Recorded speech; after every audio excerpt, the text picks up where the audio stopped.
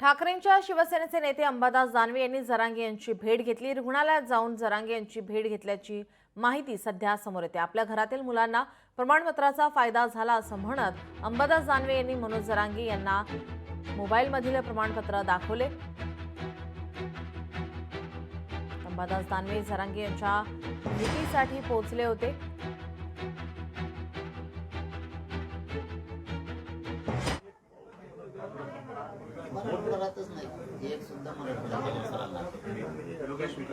Mobile घे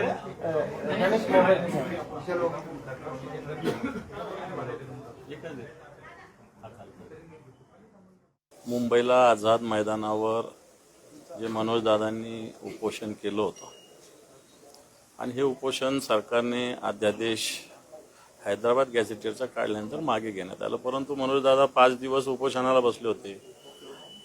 म्हणजे continue त्याच्या आधीचा 2 दिवसाचा दौरा होता, आधीचा तर होताच, पण तो 2 दिवसाचा कंटिन्यू दौरा, 5 दिवस उपोषण, 7 दिवस अशा पद्धतीनं शरीराची स्थिती काही आम्ही समजू शकतो। आम्ही रोज फिरतो आणि त्यामुळं त्यांची तब्येत बघण्यासाठी विचारपूस करण्यासाठी आलेलो आहे।